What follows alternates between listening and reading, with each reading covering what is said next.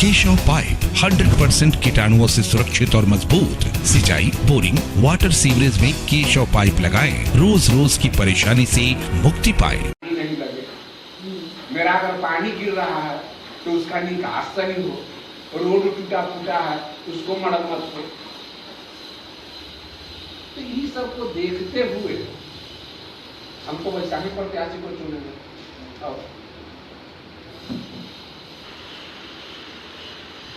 हम अपने लिए भी झाड़ू लगवा रहे हैं, आप मच्छर के लिए दवाई छिड़कवा दीजिए, कहीं टूटा फूटा है उसको क्लीन करवा दीजिए।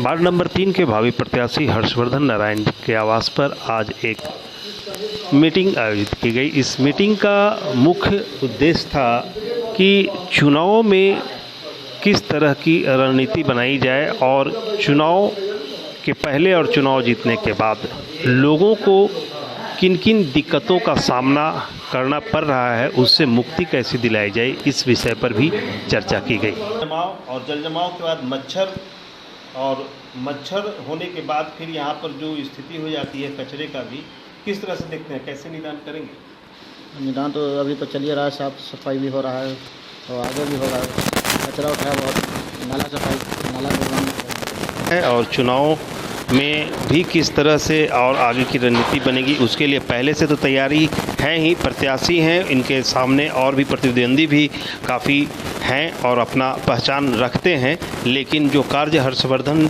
नारायण जी चुनाव के पहले से कर रहे हैं, कहीं ना कहीं से उसका प्रभाव तो वोटर पर पड़ता दिख रहा है। इनका जो काम हो रहा है वोटर पर क्या प्रभाव है? इनका जो भी काम हो रहा है वोटर के दिल दिमाग में वो काम बैठ रहा है और इनका एक पूरे वार्ड में लहर सा बन गया है।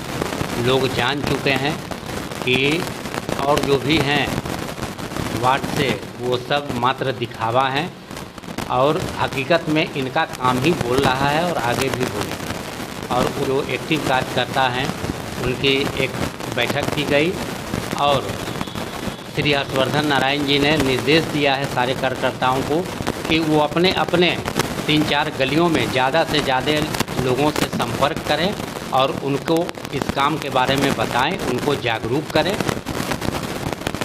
साफ तौर पे इनके जो सहयोगी हैं वो सहयोगी इनके साथ रहते हैं और इनके जो भी दिन भर के क्रियाकलाप है उस पर नज़र भी रखते हैं और उनका तो कहना है कि हर्षवर्धन नारायण जी की तरफ से जो काम किया जा रहा है कहीं ना कहीं से वोटर को प्रभावित करेंगे। कुछ स्थानीय लोग भी हैं जो यहाँ आते हैं और क्या हो रहा है उसके बारे में देखते रहते हैं।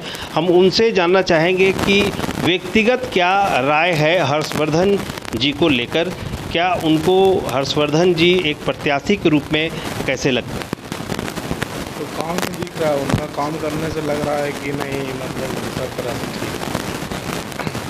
अभी से ही पूरा देख रहे हैं कि चुनाव जीतने के पहले ही वार्ड के लिए काफ़ी कुछ कर रहे हैं। हाँ, उनके लिए और वार्ड जीतने के बाद क्या लग रहा है कि वो सही तरीके बिल्कुल करेंगे जी। साफ तौर पे देखा जाता है कि जो प्रत्याशी होते हैं वह कहीं ना कहीं से चुनाव जीतने के बाद जनता को कम दिखाई देते हैं और ऐसे भी प्रत्याशी होते हैं जो कि चुनाव अगर जीतना चाहते हैं तो उनका मुख्य उद्देश्य होता है कि जो सरकार की तरफ से फंड आवंटित होते हैं उसमें कहीं ना कहीं से घोलमाल करके चुनाव में जो पैसे खर्च किए जाते हैं पहले उसको निकालते हैं और अगले चुनाव के लिए कुछ पैसे बचाते हैं। तो ऐसे में जनता जनार्दन के लिए जो पैसे सरकार की तरफ से मिलते हैं कहीं ना कहीं से उसमें घोलमाल होता है। लेकिन एक छवि हर्षवर्धन नारायण जी का पहले से ही रहा है कि वह कई तरह से लोगों को सेवा करते आ रहे हैं, प्रसाद के रूप में गरीब लोगों को भोजन भी करवाते आ रहे हैं और पटना के गांधी मैदान में भी यह हर शनिवार को सिर्फ गरीब लोगों को भोजन करवाते हैं। और उनके मन में ऐसा आया कि जब हम सेवा करते ही हैं तो कुछ ऐसा किया जाए कि हम अपने वार्ड के लोगों के लिए भी कुछ कर पाएँ। तो अगर इनके पास पहले से ही धन संपन्न है और अगर फंड मिलता है तो इनको ऐसा लगता है कि इस फंड का सही उपयोग करेंगे। और जो स्थिति है इस वार्ड की इस वार्ड में ज़्यादातर जो समस्या, चूँकि वार्ड नया है, सड़कें तो बनी है लेकिन नाला नहीं बना है और मेन हॉल टंकी कहीं दिखाई नहीं दे रहा है। इस बार टेंडर में सामने बात आई है कि पानी की टंकी बनेंगे और जल जीवन से जुड़े हुए जो चीज़ हैं वो भी कम देखने को मिल रहे हैं। बरसात की पानी जो होती है उसको निकालने के लिए सरकार की तरफ से कोई व्यवस्था नहीं है। मेन हॉल जो होता है उसका इस्तेमाल नहीं हुआ है, लेकिन इस बार टेंडर हुआ है कि सड़क के किनारे नाली और टंकी बनेंगे। तो अब ऐसे में लोगों का कहना है कि हर्षवर्धन नारायण जी जब पहले से ही अपने फंड से इतना कर रहे हैं तो सरकारी पैसे का कहीं दुरुपयोग होता नहीं दिख रहा है। पूरा काम कर रहे हैं, बर्तन भरने का काम कर रहे हैं, इसके बाद झाड़ू देने का काम कर रहे हैं, जो जीतने के बाद और ज़्यादा काम करेंगे यहाँ पर, तो यही चाहेंगे, मतलब तो यही चाहेंगे जीतने के बाद अच्छा काम हो, मोहल्ला विकसित हो। वो मतलब अच्छे प्रत्याशी के रूप में है, जीतने के बाद नहीं काम करेंगे, आप यही तो सोचेगा।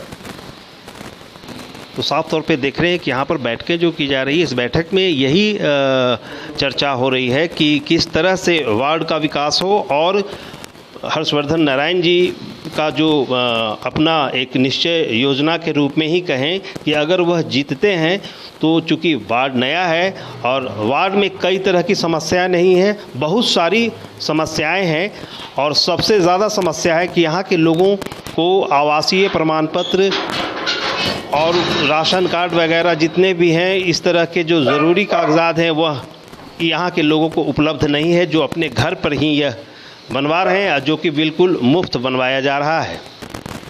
और वार्ड में जहाँ तक कि देखने वाली बात है कि वार्ड में बिजली के खंभे हैं लेकिन उस पर लाइट की व्यवस्था नहीं है। तो अगला इनका लक्ष्य है कि अपने वार्ड में लाइट की भी व्यवस्था होनी चाहिए ताकि यहाँ के लोगों को परेशानी। और इस मीटिंग के बाद सर्वसम्मति से ये निर्णय लिया गया है और उसको हमारे माननीय प्रत्याशी हर्षवर्धन नारायण जी ने अप्रूव भी कर दिया है कि वाकई में ये लाइट की काफ़ी समस्या है। यहाँ अभी तक कई ऐसे गली हैं जहाँ लाइट नहीं है, जिसके वजह से शाम के बाद लेडीज़ और बच्चे जो है जल्दी नहीं निकल पाते हैं, चाहे जिस वजह से भी हो। तो उस जगहों को चिन्हित कर करके 2-3 दिन बाद से ये लाइट का भी व्यवस्था करने का ये काम शुरू करेंगे।